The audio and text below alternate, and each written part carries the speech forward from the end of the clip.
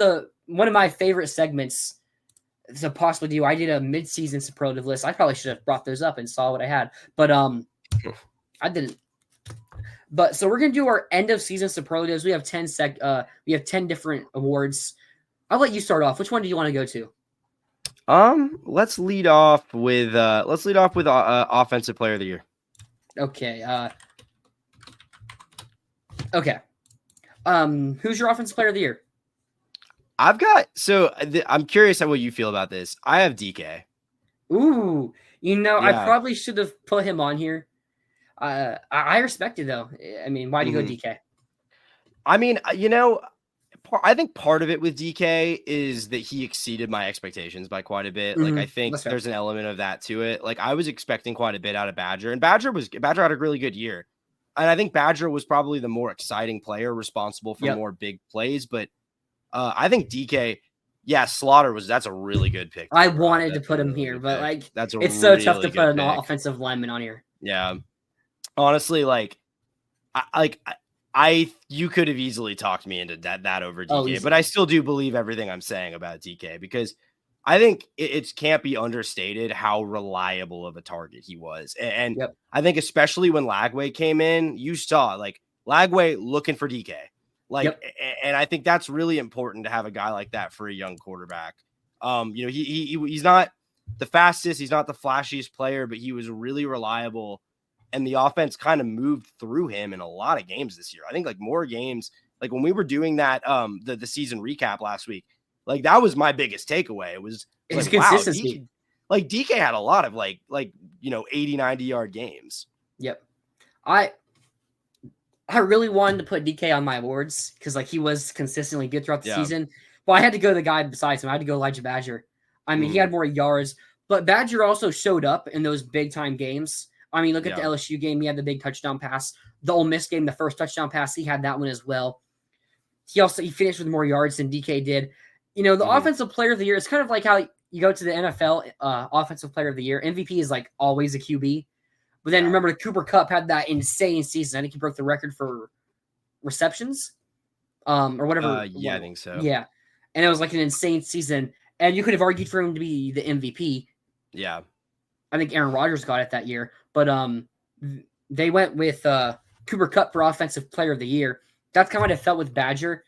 He stepped up in those big moments, really made the plays to win the game, or especially early on in games, got us out ahead in good starts against LSU and Kentucky. I mean, LSU and Ole Miss. So those big plays, I feel do earn you some brownie points for me. And literally broke the dude's ankle, or Yam Banks, the safety for Ole Miss.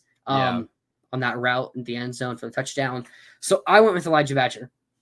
I think it's valid pick. Yeah. Totally valid. So I guess we'll go to defensive player of the year. I'll start off here. I went with Tyreek Sapp.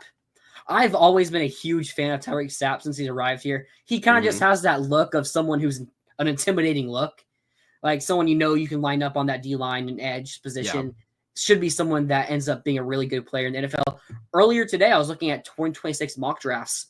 Saw one from the 27th or 25th of him, or 21st may have been, being a first-round draft pick, 14th overall. I really like Tyreek Sapp. He led the team in sacks with 7.5. I think he got screwed of one against Tulane, but 7.5 could have been 8.5 as well. I think next year, if you have that whole defensive line playing really good, like how we did at the end of the year, I think he probably finishes with double-digit sacks next season as well. So you have a really good player going into next season. But, I mean, he had a lot of tackles for loss. He started getting better in run support, too. Because coming into the year, I was like, okay, he's a good pass rusher. But we see him make mistakes in run support. Down the stretch in the last, 2 games, I think he had, 3 tackles for losses, or tackle for loss. So, in the run game. So, we're seeing Sapp step up in sacks and the run support. And I'm really excited. It's not confirmed that he's returning, but I think he will return for next season. And that's certainly what the reporting has led us to believe. That's a really good pick. I consider that for sure. And just real quick to address chat, I just want to say, I went out of my way to not do repeats for any of these awards. So if you think I should have picked someone else, there's a decent chance that person, I have them for something else, and that's why they didn't get this one. But looking at my defensive player, I've got another guy on the defensive line. Actually, I've got Caleb Banks. Fair, like it's yeah. Like I felt that was kind of first-round picks next year. Yeah, that one kind of felt like a no-brainer to me. Really productive guy for playing on the inside. Third on the team in sacks and TFLs, 4.5 sacks, 7 TFLs. Tied for the team lead in quarterback hurries. Tied for the team lead in forced fumbles with 2. Just a really productive player. A guy that I don't know what this Florida defense is without Caleb Banks, to be honest with you. We talk about how much that defensive line got better throughout the year. And like, I'd not to take anything away from Sapp, who I think played really well, but like to me, Banks is like as responsible for that as anybody else. Oh, he is definitely. So one other interesting thing about Sapp, I believe Caleb Banks was second in PFF's grading for pass rush, and he was like a 78 or something. Tyreek Sapp is first at a 90. Like he's getting pressure even if he wasn't finishing on the sack. But yeah, George Gums. I don't know if he was that good. Like he's good. I think he had 5 sacks. And I think really good player. Yeah. I think he could be in contention for it off the edge. I mean, if next year we're talking about Gums, Sapp, and Banks all returning, I mean, they're going to be fighting for the sack numbers. I mean, 3 really good players right there. Bridges got a shout out from Rob. If Bridges did what he did in the second half of the season all season, then definitely could have been up there. But it was mostly just that second half surge from him that elevated him there. So I don't think you can you can. I love Bridges. I wish he had another year, but is Sapp coming back? We said that's kind of what we're led to believe. No reason right now that I think he's not, as well, I guess is how I would say it. All right, where do you want to go next? How about freshman? Let's do it. I'm interested to see what you got. This might be a little controversial, but bear with me on it and just bear with the rest of my awards. I mean, not that controversial. I got Jaden Baugh. Okay. I think you could, you do too. I mean, okay. Like, I think I came very close to picking him as offensive player of the year, to be quite honest. Oh, wow. He was in my consideration. I mean, I think, the numbers, like for a running back, not like blowing you away, but he, if he had been seeing the role the entire season that he saw down the stretch, he didn't start until game 6. Yeah, he played in 13, but it's only I think only started the last like 5 or 6. Yeah. So I mean, 673 yards on the year, 7 rushing touchdowns. Like, I think, obviously, your people are going to say DJ Lagway, and I get it. I'm not going to argue with you if you say DJ Lagway. I just think that in terms of like Ball was the more productive of the two, and probably was the more impactful in the sense that he contributed the most throughout the season. I absolutely agree. I mean, I also have Ball. Yeah. Like, he had that 100-yard, 5-touchdown game, tied the record. That's more than like Emmitt Smith or even Fred Taylor ever had. Did you see the schedule reveal video they did where they had the 3 or 4 freshmen and they had Ball talking to Fred Taylor, I think? Yeah. And they talked about that on there. I also didn't want to repeat rewards too much. So I mean, it might spoil another pick later on. We might have the same answer for one of them, but you probably do. Yeah, but he said Lagway a game changer. But Ball 600 yards it was, and 10 touchdowns. I mean, 5 touchdowns in one game against Kentucky. Yeah, and we're talking about almost 700 yards from Ball. He had like 673. Almost 7. Okay. Yeah. And I know he only had like 2 carries against Miami, couple against A&M. Once Montreal got hurt, that's when we started seeing a lot more Ball. And man, I'm so excited to see him next year.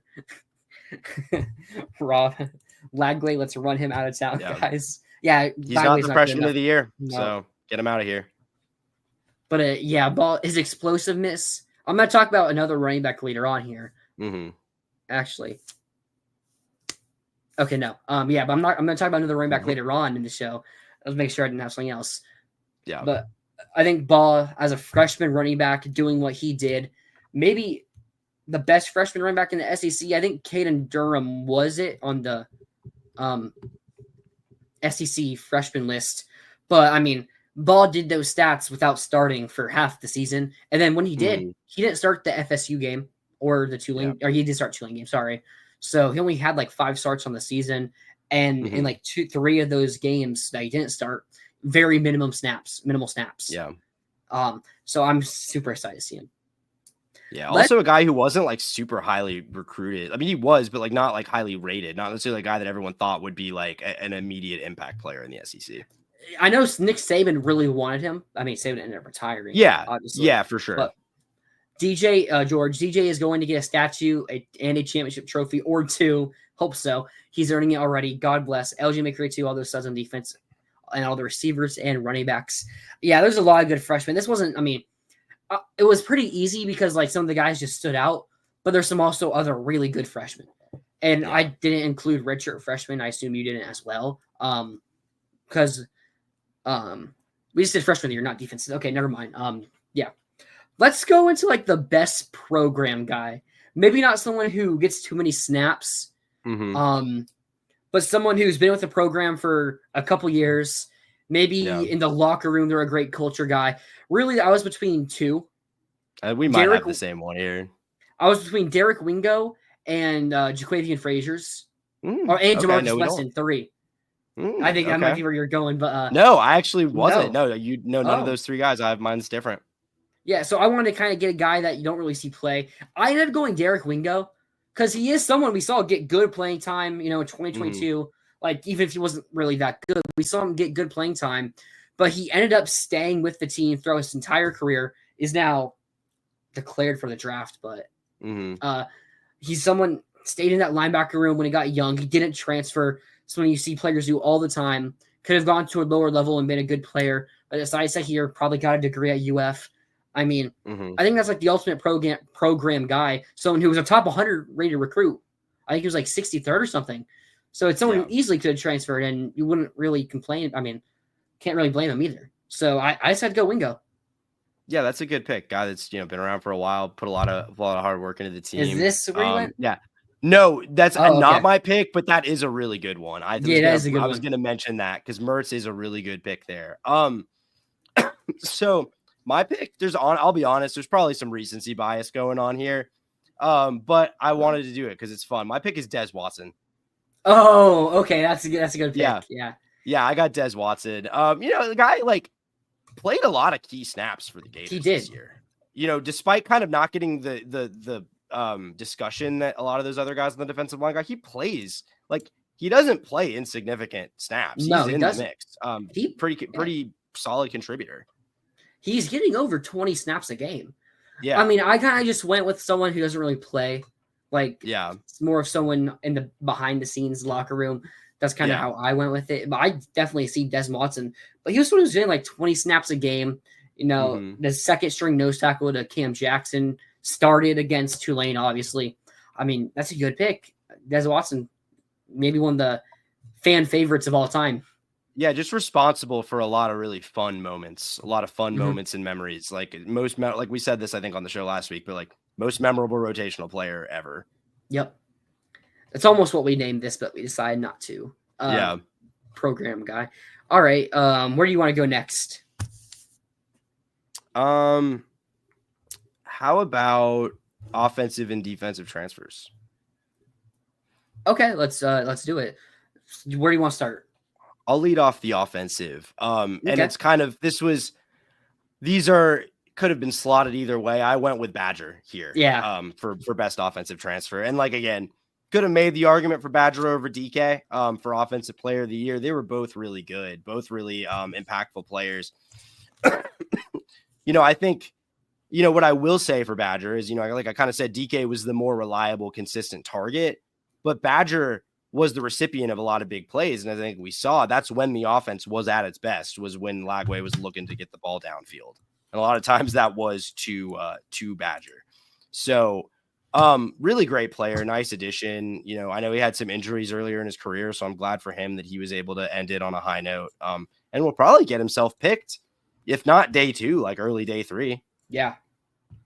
Yeah, probably will go that early. So I kind of want to switch it because I kind of don't want to repeat. I put Badger. I mean, I put him for both of them. Yeah. For both offensive player and. Sorry, one sec. There we go. Okay. So yeah, I had them both for offensive transfer. Because I mean, I kind of just feels like it should be because best offensive player, and if it's a transfer, he's still the best offensive player. Yeah. But try not to repeat. I will say DK. I already talked about Badger, but yeah, DK. It was always that consistent guy, especially when Mertz got hurt. You saw Lightweight coming against Tennessee. Who caught the touchdown pass to send us to overtime? It was DK. I mean, look at the bowl game. We were struggling a bit offensively, and who's the one who ends up leading nearly 100 yards in receiving? It is Chimere DK, someone that not many people expected to end up being that good of a player, probably, and ends up being that close in yards to Badger. Probably not going to have the same giraffe status as Badger is, but he is someone I hope gets a shot and takes the best of it. Yeah. So both those guys would have loved to have them for another year. Was worried about the receiver room coming into the season, and it really wasn't much of a problem at all. The depth was, though, when Badger. Yeah, depth was a problem. Sure. Yep. But at the top end, it was fine.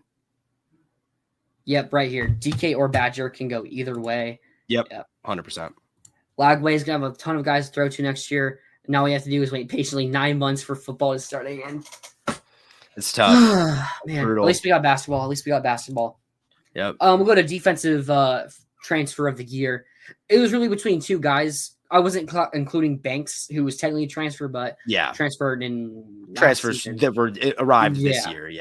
Yeah. So I was between two guys, George Gums and Traquez Bridges. Mm-hmm. I decided to go with Bridges. I did too. I decided to go with Bridges because that DB room really took the injury bugs insanely deep. I mean, you're talking about the top 3 corners getting injured. Dijon Johnson comes in at corner. I mean, Cormani McLean just was not ready yet. Yeah. And you have a guy who's a safety in Jaquez Bridges who, near the midseason mark, he was playing really good at safety. So it's someone you really don't want to have to move away from safety, but you end up having to. So he ends up going to corner and probably played better at corner than he did at safety. I mean, you got to give him a ton of credit for switching positions and playing at I don't know if you would say elite level, but a really good level. And kind of just, if you take away Bridges, the secondary is probably a lot worse. If you take away Gums, they have enough talent. They can probably figure out something to get close to him. So I'm going to go with Bridges there. And Gums, he could win awards next year, but, I decided to go with Bridges here. Yeah, I agree with the pick. A guy that I'll be honest, I didn't really expect a ton out of this year. And he didn't have a massive role early on, but like you said, with the injuries, he really stepped up and not only stepped up to be a guy you can trust to put on the field, but was probably by the end of the season, maybe the most reliable guy playing in the secondary. Of the guys playing by the end of the year. Yeah. So, I think that's a great pick. I think Florida would absolutely kill to have Bridges on the team again next year. Oh yeah, definitely. Would be a really nice piece to have. He did a lot for his stock. I hope he can make a career, you make it to the NFL and do something, because he had a really nice close to the year. If Castell does the same thing he did in 24, he'll lose his job at 25. Yeah, probably. Yeah. We have so many bodies in the safety room. I mean, we have some young, talented guys. Still might take I think we're still looking at the UAB safety, the transfer portal. We'll see what we do there, but yeah, probably. I mean, if he does, it's going to be Greg Smith or a freshman replacing him. So it's who goes in that spot. Who knows? But hopefully he steps up next year. Maybe he's the most improved, which in transition, most improved player of the year. Right? I didn't skip anything. Yeah. Most improved player would go there. Really, there was 2 guys here. One of them, I ended up not picking one of them because he entered the transfer portal. So I'm not going to pick him. I went with Damian George. I also went with Damian George. I don't know how much you consider this improvement because he was a tackle, moved from right tackle to right guard. So it's but he went from horrific right tackle to a good right guard. I'm really excited to see him have another year of development at that guard spot. Maybe be someone who can get drafted. He was a 4-star coming out of high school, has talent there. Maybe he improves a little bit more to that spot to where maybe he's a first-team All-SEC or All-SEC team player. So I had to go with Damian George because the other option was Jack Pyburn. And that probably would have been my option if he hadn't entered the transfer portal. But, I mean, you should have saw some things I said about Pyburn before that Mississippi State game. Or before even the second quarter of that Mississippi State game. Yeah, but I decided to go George because he's sticking with us. Program guy at this point, going to year 3. So I'm excited to see him next year. Yeah. Yeah, I think that's a good point you make about Damian George. Like, I don't know how fair it is to call it improvement when you're just moving from a position that you're not supposed to be playing naturally to the one that you are. I don't know if that's getting better or just playing in the right position. But we knew that last year he was playing out of position.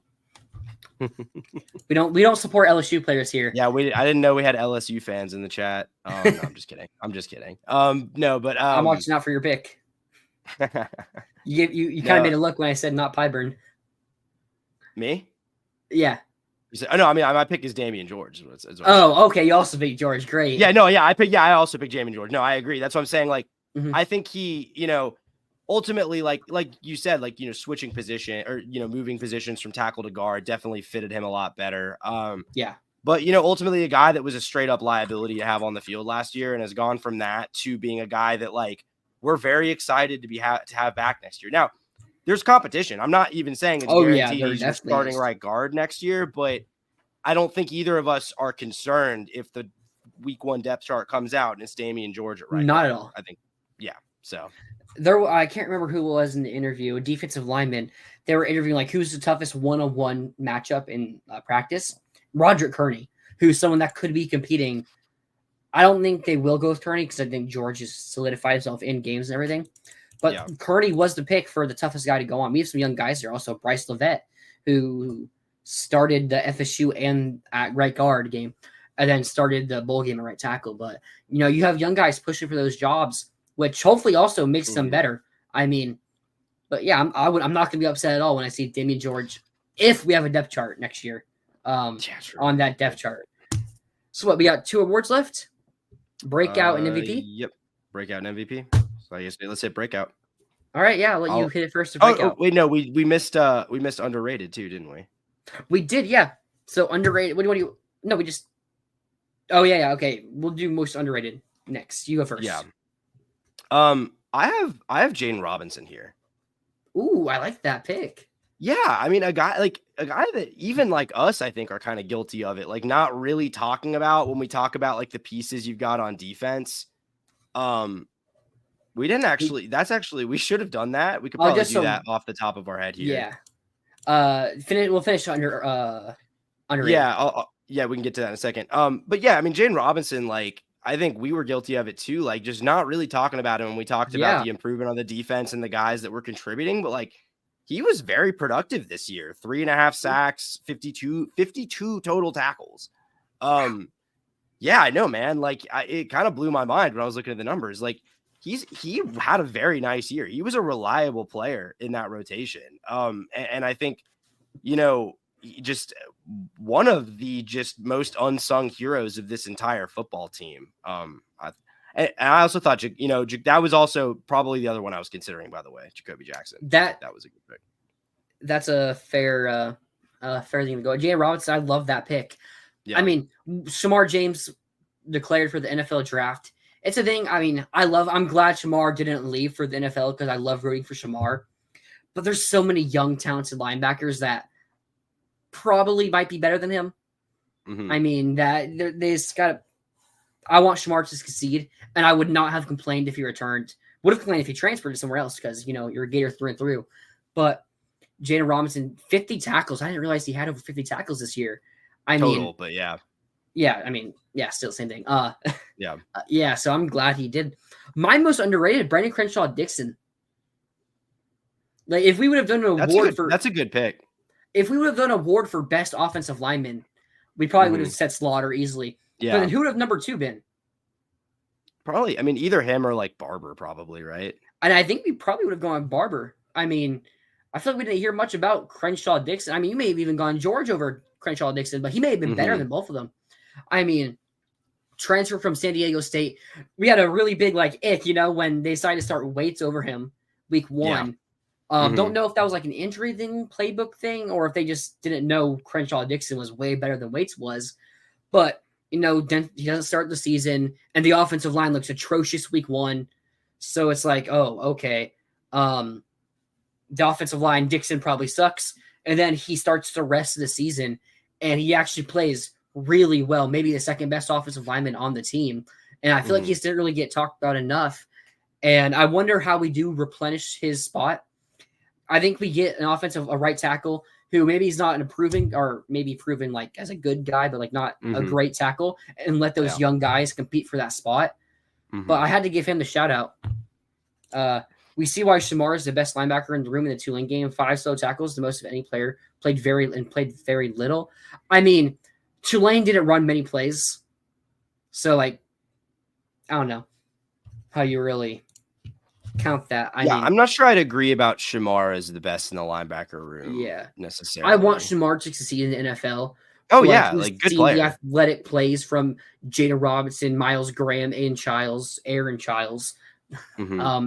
So it's like Shamar in pass coverage has work to do. Well, I think Miles Graham, Childs, Robinson, they're more athletic to where they're just better in pass, and we're seeing them develop in the run defense as well. So special teams player of the year. When it comes to mine, I really have 2 players. Punt returner Chimere Dike. He had some really crucial punt returns early on in mid-season. But I'm going to have to go Trey Smack. I feel like it's kind of a no-brainer. I assume you're going there too. Yeah. Smack's really good. And for all the kicking issues we had for a few years before he took over, like he's really since McPherson left after the 2020 season. 2020. Rocco. I mean, I'm not going to pick a long snapper. Sorry. Unless the rest of the special teams unit just absolutely sucks. I'm not picking I don't know how to like evaluate a long snapper if the snap's not like going over their heads. Like as long as it's a good snap, like I don't know what makes if it was did we have any bad snaps this year? Not that I can remember off the top. Did we have any? We didn't have any like missed kicks due to bad process, did we? I can't think of any. There's the one against Tennessee, or was it Georgia? But that was like the fire. But I mean, like snap, hold, kick, like that. We didn't have like issues there, did we this year? I don't on a field think goal? so. Yeah, not to my knowledge. And I mean, Smack, he didn't miss a field goal since the Georgia game, which like that's not even a missed field goal. When was his last missed field goal? That's a good question. Not Tennessee. Was it the game before Tennessee, UCF? Or Texas? I don't even remember. He had a miss against Texas. Okay. I don't remember that at all. I don't but either. Still, he hit like 3 straight 50-yard field goals in that stretch of LSU and Ole Miss. And at the back half of the season, like everyone else, I thought maybe that one was a screwed up snap. Okay. So, I gotta be honest, that Texas game kind of went out of my memory like as soon as we finished talking about it. Yeah, I was not remembering anything about that. Yeah. So I feel like it's kind of no-brainer for Smack because of how good and how many 50-yard field goals he hit this year. And didn't miss an extra point, if I'm not mistaken. Yeah. So good kicker to have going into next year. So that brings us to breakout now. Yeah, breakout. I'll let you start it off. Yeah. So this was a guy I was considering for best defensive transfer. You were too. I put him here instead. I put George Gums. Yep. That's a good. Which did you do that or do you have something different? No. Okay. No. Yeah. I mean, Gums, to me fits the definition of breakout player like perfectly. A guy that no one, not heralded at all in the transfer class, no one thought was going to come in and make a major impact this season, and was about as impactful as anyone on the defense. Yep. And he's coming back. I think a guy that's going to continue to get better. But second on the team in sacks and TFLs with 5 sacks, 8 TFLs. Like a lot of pressure on the quarterback. Just a disruptive player off the edge. Yeah. And maybe not like a guy that's elite in the sense that he's going to be like a day 1 or 2 draft pick, but a guy that makes an impact when he gets out on the field. Yeah, I don't blame you all for that. I don't blame you either. No. So I was considering Gums. I actually had Gums second. I probably should have picked Gums, to be honest. I went with Jacoby Jackson. I think this was more surprising to me than Gums was, because I think that the running back room we all knew Montrell was the guy. And then I think there was some hype for Trayon Webb. We're kind of underrating Trayon Webb here a little bit too for next season. We'll see what happens with him. And then there was Kadeem Daniels, who a lot of people had hyped for. We saw a ball in the spring game who looked phenomenal. That everyone kind of just forgot a bit about Jacoby Jackson. JUCO transfer. Don't really think any of us expect him to have over 500 yards and double-digit touchdowns this year. So, breakout player. Gums isn't a bad pick at all. Like, he's finished second on my list. Mm-hmm. But I went with Jackson because a bit more underrated as well. Yeah. So I kind of combined the two a bit for Jacoby. Yeah. And I'm excited to see this running back rotation next year. Miles Graham for breakout. We didn't see enough. I don't think he was productive enough. Yeah, he didn't do quite enough. He was good, like promising player, no doubt. I just don't know if he did enough to earn breakout player. Yeah, I agree there. Maybe next year. Yeah. What would you consider? We all have high hopes for Miles Graham. So it's like, even if he has a good season, I don't know if you consider that breakout. Would he have to be like all SEC for it to be a breakout? Not necessarily. I think if he takes that starting job and becomes like one of the better players on the defense, I'd call that a breakout. And as a true sophomore, and I'd probably call that a breakout performance. Yeah, we might see a lot of young guys break out next year. It could be a tougher battle. But then we're not free anything, right? Last MVP? No, I think we're good. I'm 99% sure we have the same guy here. We went with the definition of MVP, like most valuable player. You take this guy off the team, and our record 3 games worse, probably. Taylor Spears. No, it's of course DJ Lagway. DJ Lagway, not just his on-field play with him adding the deep ball early on, like Kentucky and a little bit against Tennessee with his mobility, and Georgia. Florida Gators quarterback university. Yep. Spamming it in That's chat. right. Yeah, MVP is DJ Lagway. So much to say about him. For him only being a freshman is just insane for how well he played against maybe the best defense in the country in Ole Miss. The best front 7 in the country in Ole Miss, for sure. Mm-hmm. Only getting sacked 4 times maybe. And with his hurt hamstring, too. Like, the plays he was making, that Ole Miss game, let's go back to there on that first touchdown drives, where he has a guy in his face trying to sack him, and he throws it out to Frazier's. Later in that same drive, he has 2 guys right there about to tackle him, and he just tosses it down to Badger. Check down, where people say he couldn't check down, by the way, going into that game. But he hit the check downs. He hits a big pass to DK later on. Hits a big pass to Badger for touchdowns. Look at the LSU. Look at the LSU game. He also broke out some sacks and stuff that most quarterbacks like Graham Mertz, they would have gotten sacked there. Hit some deep balls. Look at the FSU game where Darrell Jackson literally is hugging him, and somehow he breaks out that sack and gets a beautiful throw to DK on the sideline to get the first down. That's like maybe the most underrated part of that play, that he throws it to where only DK can get it and where he stays in bounds. Yeah. And kind of leads him upfield a bit too to help with that not going out of bounds. Lagway is being considered for the Heisman next year already. He's probably top 10 in MVP odds, where we only see him start and finish 6 games. He just has that it factor. Yeah. Like, if we make the playoffs next year, everyone's going to say it's because of Lagway. And it probably is. He's just that good. And he's a great team leader. Like, you see him before every game, he's greeting everybody out the locker room. Maybe most underrated aspect of his game. Yeah, to me, I think like the thing with Lagway, because I don't want to say I think it's inaccurate to say he didn't look like a freshman, because there were moments where he certainly did, decisions that he made where he did, but at the same time, there were a lot of things he did that were not freshman like. He showed a lot of anticipation when throwing the ball, leading guys, finding open guys on big plays. I think he had a pretty good job sensing pressure, like you talked about. And moving around despite kind of battling some injuries down the stretch, all that, plus the fact that, the DJ Lagway effect is real. Something about him taking over the team as quarterback, that sparked the offense, that sparked the entire team in those games down the stretch. And he had a bad hamstring. And he had a bad hamstring, and you're seeing that off the field too, by the way. I think the momentum that is happening off the field, a lot of that is because of DJ Lagway, because people want to come play with DJ Lagway. They know DJ Lagway's got 2 more years here, probably, if things work out. I mean, two more years if things work out.